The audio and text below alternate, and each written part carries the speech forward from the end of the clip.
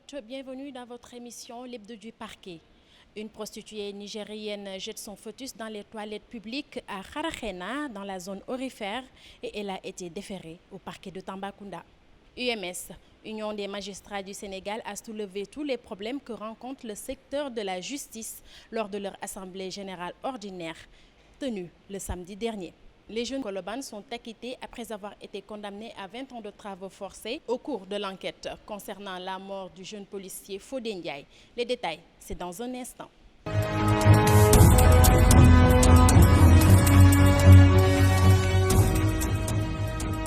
Une prostituée nigériane jette son fœtus dans les toilettes publiques à Kharakhena, une zone aurifère située à Kédougou. Elle a été déférée et placée sous mandat de dépôt à Tambacounda. Biram Ndour nous met au parfum de cette affaire. Une jeune femme originaire du Nigeria qui exerce le plus vieux métier du monde avait débarqué au village aurifère de Kharakhena qui se trouve dans la région de Kédougou, une zone où la prostitution bat son plein. Selon le quotidien du groupe Futur Média, l'Observateur, près de 2 mois passés dans ce village, RNK migre dans un autre village. Cette fois-ci, c'est le Batanko. Après avoir fait la connaissance d'un ressortissant burkinabé avec qui elle entretient une relation amoureuse. La jeune fille tombe enceinte et le cauchemar commence car l'amant ne voulant pas assumer la paternité de l'enfant qu'elle porte.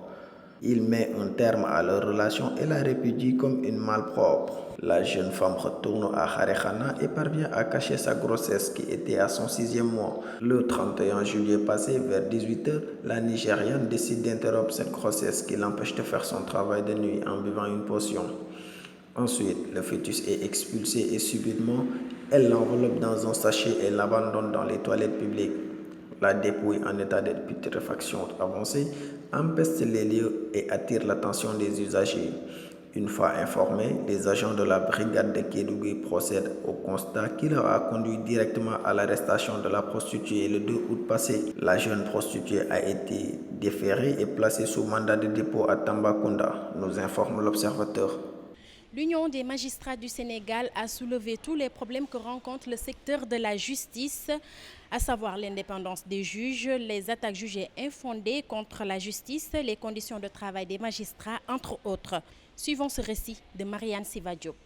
L'Assemblée générale ordinaire de l'Union des magistrats du Sénégal, UMS, est une occasion privilégiée pour discuter et réfléchir sur la magistrature sénégalaise et la justice en général. Elle permet de faire l'état des lieux de l'institution judiciaire. L'UMS se préoccupe sur le renforcement de l'indépendance de justice. Le pouvoir judiciaire n'est pas le 3e pouvoir, mais un des 3 pouvoirs dont la mission est capitale pour l'accomplissement de la démocratie, la sauvegarde des droits et libertés individuelles et la promotion de l'état de droit, selon Maguette Diop. Il exhorte les magistrats à continuer à assumer cette indépendance vis-à-vis du pouvoir public, mais aussi de toutes les autres formes de pression, de tentative et d'influence de quelque nature qu'elle soit, rajoute le juge, qui souligne que le renforcement de cette indépendance passe également par l'augmentation des budgets des juridictions et par conséquent de celui du ministère de la Justice, qui n'atteint pas 1% du budget de l'État. Il n'a pas manqué l'occasion de souligner que la justice fait parfois l'objet d'attaques qui ne manquent pas toujours de pertinence, mais force est de constater qu'elles sont parfois gratuites et infondées. Le bureau exécutif exprime à nouveau et de la manière la plus ferme son indignation face à de telles calomnies et n'hésitera pas, à chaque fois que de besoin, d'user des voies et moyens prévus par la loi pour défendre l'honorabilité des magistrats et l'image de la justice, tout en réitérant solennellement leur détermination à lutter contre les comportements contraires à l'éthique et la déontologie. Nous nous érigerons en rempart contre toute tentative malsaine de diabolisation de la justice. Dixit, le bureau exécutif. Il n'a pas manqué l'occasion pour lancer un appel à ce que les conditions de travail des magistrats soient améliorées à travers un programme continu de réhabilitation et de construction d'édifices qui répondent aux normes. Le manque de moyens et de locomotion dans presque toutes les juridictions était au menu de revendications. Quand bien même le ministère de la Justice fait des efforts, mais ils sont insuffisants, dit-il. Le déficit plus aigu des magistrats à Dakar risque de s'aggraver dans les années à venir. Les conditions de vie des magistrats retraités n'ont pas été oubliées par le bureau exécutif qui souligne devoir veiller à la bonne gestion de la carrière des magistrats en tenant compte de la durée de l'intérim, de l'ancienneté et de la compétence. Parlons maintenant de l'affaire Bibo Bourgi à HS. L'État du Sénégal n'a remporté aucune victoire face à Bibo Bourgi et les sociétés Menji et AHSI, qui, contestant que leurs filiales sénégalaises soient versées dans le patrimoine de Karim Wade, avaient saisi le CIRDI pour arbitrage. Sékou Diankon Diatta. Affaire Bibo Bourgi AHS, c'est l'observateur qui donne l'information. Il n'y a pas de quoi à sauter au plafond. L'État du Sénégal n'a remporté aucune victoire face à Bibo Bourgi et les sociétés Mansi et AHC qui, contestant que leurs filiales sénégalaises soient versées dans le patrimoine de Karim Wade, avaient saisi le CIRDI pour arbitrage. Le verdict rendu le 5 août dernier par le CIRDI, qui s'est déclaré incompétent pour trancher l'affaire, ne veut pas dire que les sociétés demanderesses ont tort et que la partie en face a raison.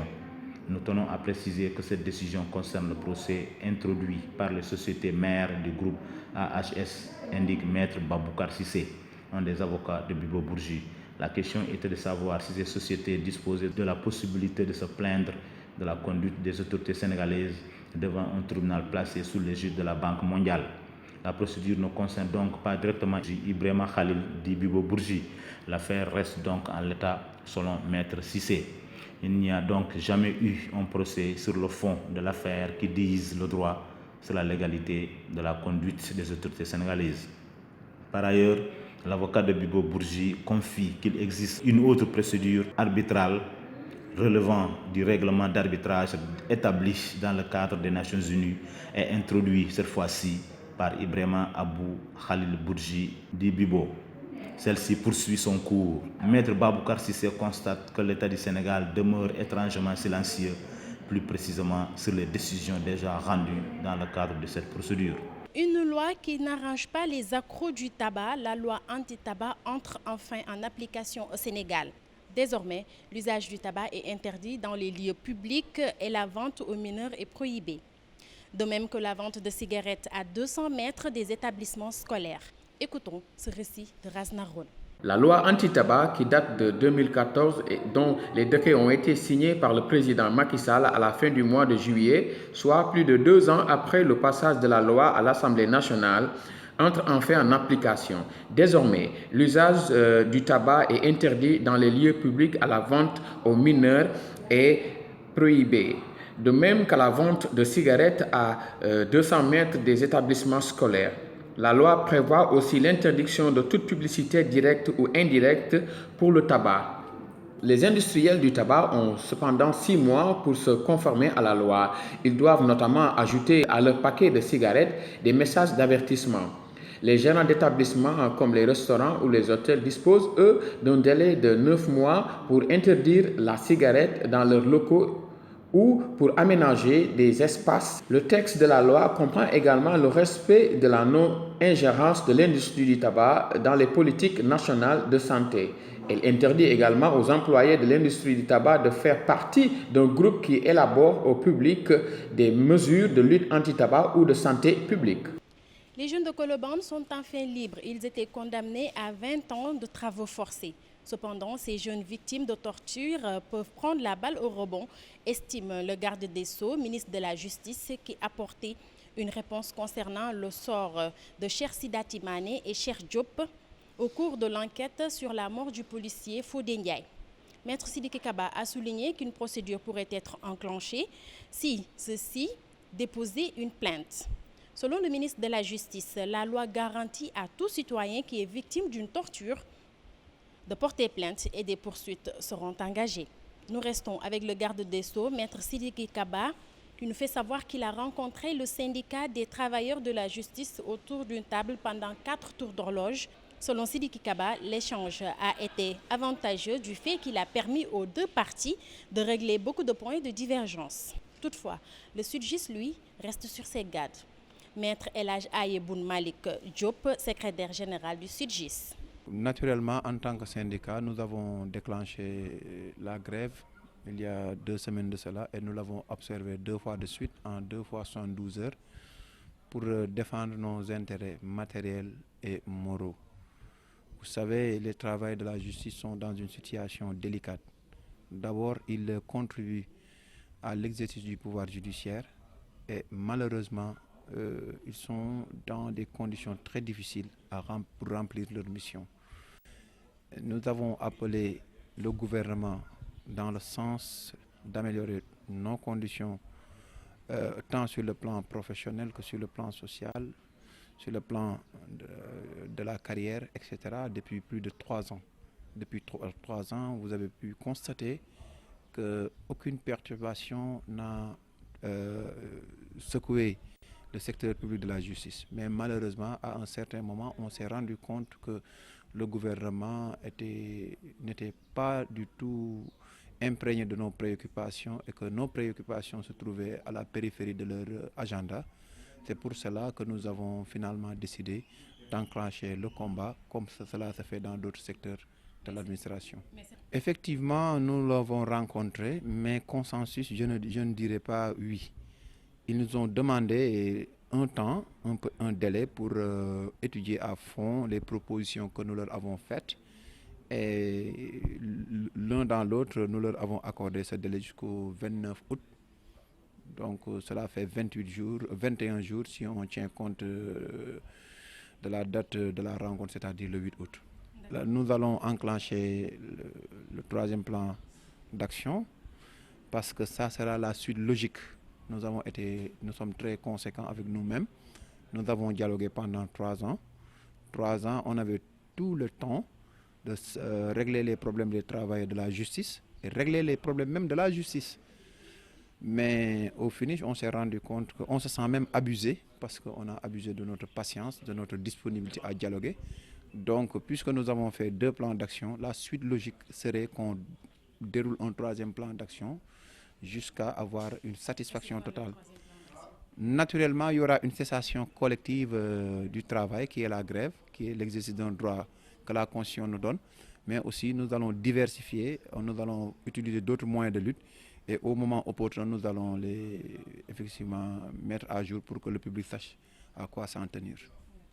Venons à présent sur l'affaire du policier corrompu. IGFM faisait de cette éventualité.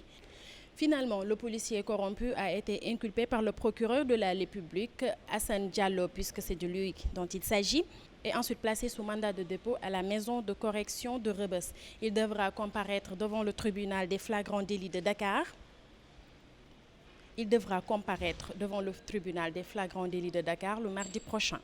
Quant à Ndeye Sokhna Gueye, la fille qui avait filmé les images avant de les partager dans les réseaux sociaux, déférée en même temps que le policier. Elle comparaîtra elle aussi devant le juge. Toutefois, elle a bénéficié d'une liberté provisoire. Terminons avec ce fait divers à Darou Djolof. Djibril Louka courtise la femme de Aka et se retrouve avec une jambe cassée. Le mis en cause, condamné à 6 mois de prison, dont 3 mois fermes, par le tribunal des grandes instances de Louga. Il était poursuivi pour le délit de coups et blessures volontaires sur son rival.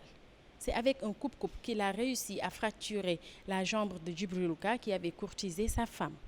J'ai surpris en 2 reprises Djibril Louka en train d'entretenir une relation sexuelle avec ma femme. C'est pourquoi je l'ai attaqué. Dixit, le mis en cause. Chers internautes, c'était tout pour votre émission de ce jour. Rendez-vous est donc prêt très prochainement pour un autre numéro de votre émission, l'Hebdo du Parquet.